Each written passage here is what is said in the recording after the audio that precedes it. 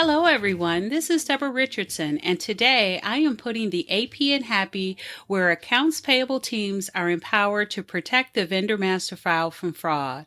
This podcast will give a voice to accounts payable team members by talking about the growing reality of cyber attacks in their world and which vendor setup and vendor management techniques they can apply to protect the vendor master file from fraud. If you are looking for vendor process training for you or your entire vendor team, head over to my site at deborahrrichardson.com and click on the Vendor Team Training Solved button to learn more about what is included in the monthly or annual plan and also to download a 2021 training schedule. Get the training that you and your team needs to avoid payment fraud, duplicate vendors, compliance fines, and more. Vendor validations.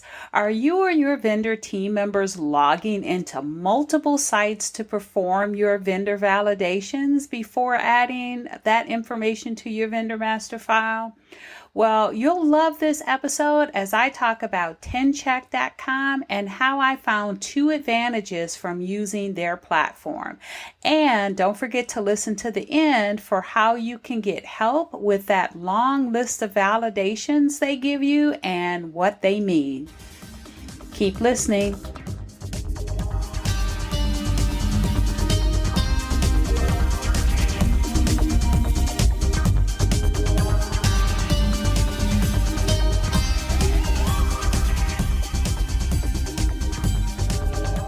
Welcome to episode 136, 2 advantages using 10check.com for vendor validations. So before I really get started, I want to say that I am not an affiliate of 10check.com, so they have not paid me to talk about them. I don't get any revenue when people sign up after listening to my podcast episodes or reading my blogs.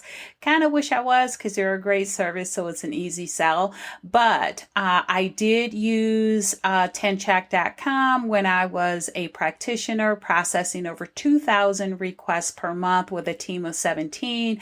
And I also use it today in my consulting business when I do 5-day vendor master file cleanups.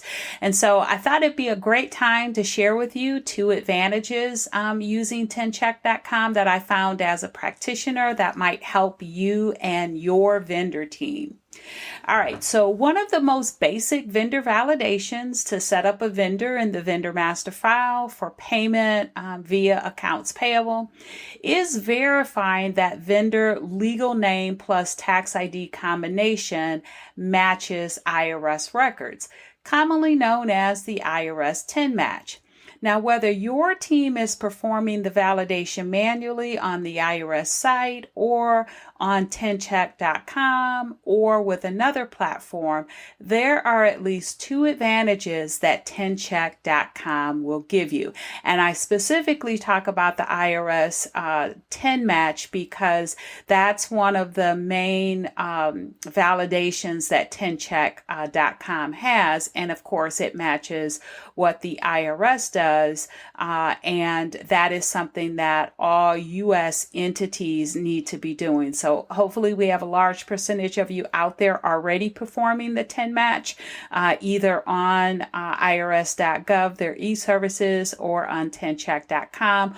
Or I know there are some other platforms out there that are also perform the 10 match because, like 10check.com, they are API'd or integrated in with the IRS records. So hopefully everyone's doing that. So why 10check.com?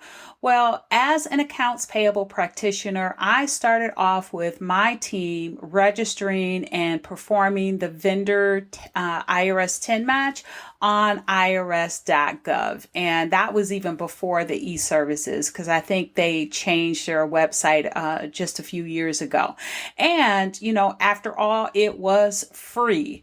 The trigger, though, to move to 10check.com or to even look at another solution was that we were acquiring an existing business into our shared services group processing and needed new staff to handle the additional work. So we were really absorbing another entity's work, it was actually a company within our company, but we were absorbing that work at the shared service center.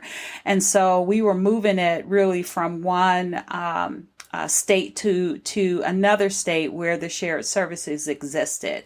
And so we decided that this new staff would need to be contractors, at least initially, since we really didn't know, how many staff members would be needed. We had a pretty good idea of the volume, but we just didn't know for sure. So we didn't want to bring on permanent staff at first.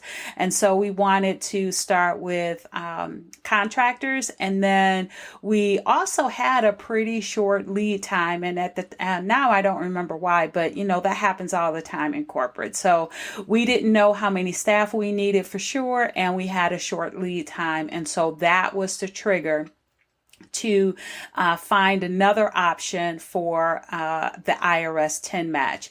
And the reason is, that being the scenario, we didn't want, nor did we think it was fair to ask this temporary staff to register on the IRS.gov e-services site for what could be a short assignment. Further, we did want to be able to start them hitting the ground running on day one versus having them go through the process to register on irs.gov and wait for them to go through that process, which at the time could be up to 3 weeks. Now, in all fairness, I had a webinar last week or a couple weeks back as of the published date of this podcast, and I heard, or someone put in the chat or the question section that it took less than a week for them to get registered. If that's true, that's perfect. That's great. I'm happy to hear it. But it is still a wait time, even though it's shorter than it used to be. It is still a wait time, and it would not have gotten our temporary staff or contractors up hitting the ground running day one. And plus, that type of staff can be, you can have high turnover. And so we didn't want, having to have them go through that process every time we had a new one come on board and the last one left. And so we decided again to go with 10check.com. And then that way the assigned admin, whoever we assign, could set those contractors up day one, do some training, and they were up and ready to go. So we picked a subscription plan and we started using the product. Now, it wasn't long before we discovered some advantages to using 10check.com versus our current, or what was our current vendor validation process. Actually, we discovered quite a few. I'm going to talk about 2 here that may help your team as well. So again, didn't take long for our team to find improvements in the way we were performing validations. And the first one is multiple validations are in one place. So no longer did the team have to go to the IRS site and do the 10 match, then go to another platform to do the Office of Foreign Assets and Control, or OFAC, those watch list verifications, then go to the United States Postal Service site, USPS.com, to get the correct format and standardization of the vendor's address. 10check not only included the 10 match, but if you put the vendor's address in you would get the format the same as the USPS.com site. Also, it wouldn't stop at OFAC. So it did the OFAC watch list, but it wouldn't stop there. It would also include other exclusion lists, such as the Office of Inspector General, or OIG, which is required for healthcare organizations to check and not pay vendors on this exclusion list because they can't be paid federal funds. The same thing with the System of Award Management, or SAM. And that's an exclusion list where governments cannot pay vendors on that exclusion list because they can't, again, pay them with federal funds. So we were able to consolidate at least 3 of our validations: the IRS 10 match, the OFAC, and then also the USPS for the vendor address format and standardization into one validation. And if you are a healthcare system, that can also save you the OIG validation check. And if you are a government, that can save you the SAM validation check. So again, multiple validations are in one place. Now, the second one is bulk uploads make keeping up with watch lists doable by the AP team.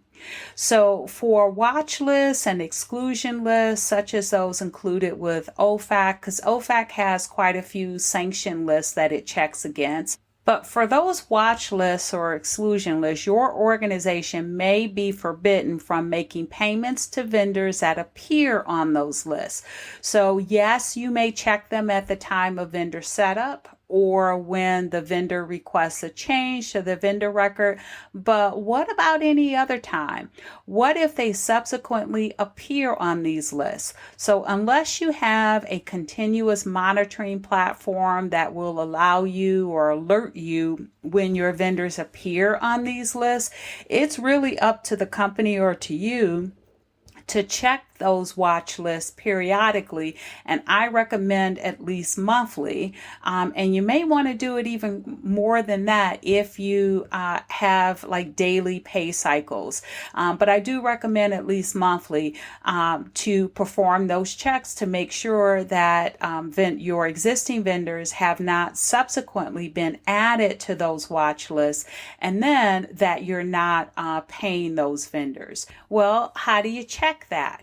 I will say that I've been at companies in the past where that feature or function or requirement would be handled by a risk department or another department that was assigned to handle all of the security.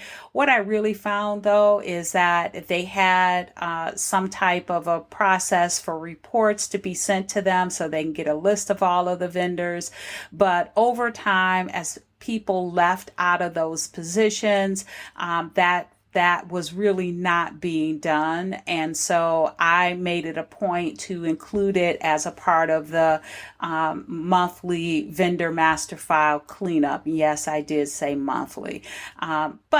So we made that a part of it. And what made that easy to do, or even doable in the first place, was the fact that the bulk upload feature that 10check.com has includes not only the IRS 10 match, which is good, but it also includes that validation against those watch lists. So that made it easier to perform those watch list validations on a monthly basis, or whatever your recurring threshold is. It made it easy to do that.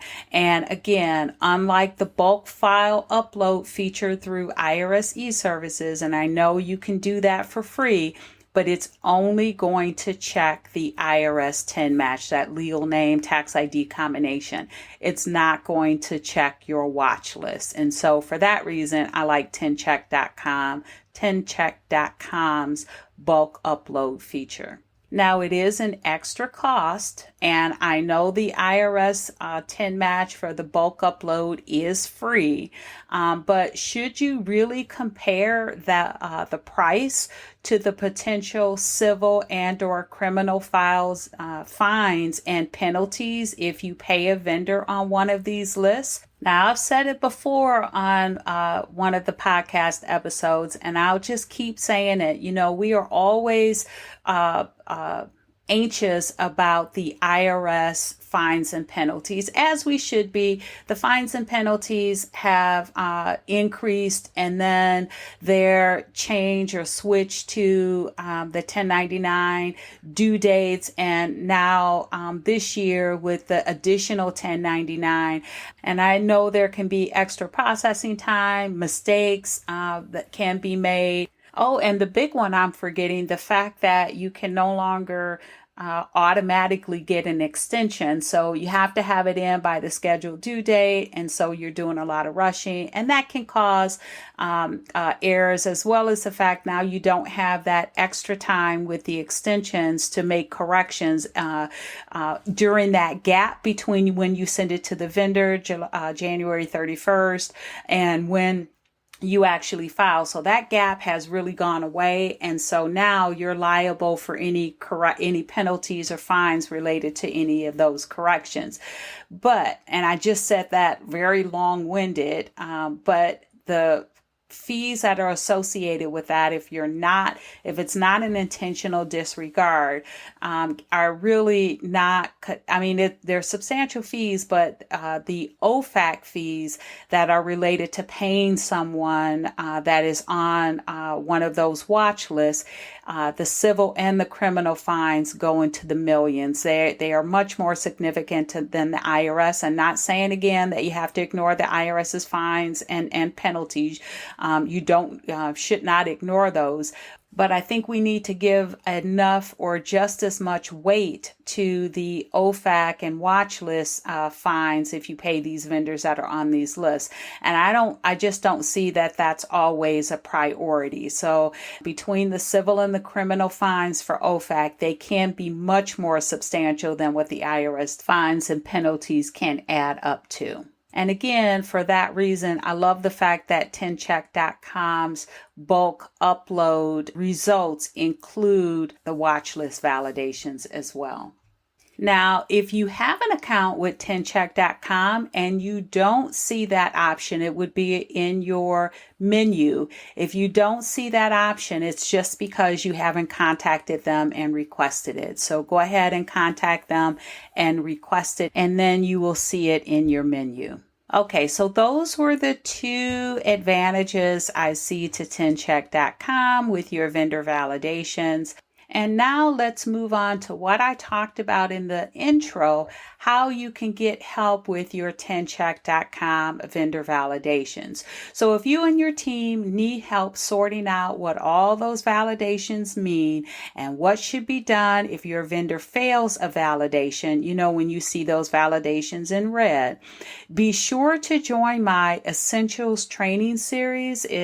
This training is called 10check.com Vendor Validations Explained, Individual Lookup and Bulk File Upload Results. Man, I always have the longest names. But anyway, the training will be held on May 26th from 11 to 12 p.m. Eastern Time. And depending on demand of the training, it will continue live on the fourth Wednesday of every month, or it will become on-demand learning. So make sure you enroll today. I will put a link in the show notes, and also a link to the accompanying blog will be in the show notes as well. So thanks everyone. I hope you enjoyed the 136th episode of the Putting the AP in Happy podcast, where accounts payable teams are empowered to protect the vendor master file from fraud. Don't forget to check the show notes for the links mentioned in the podcast. If you enjoyed this episode, consider subscribing and writing a review of my podcast on the platform that you use to listen. Stay happy.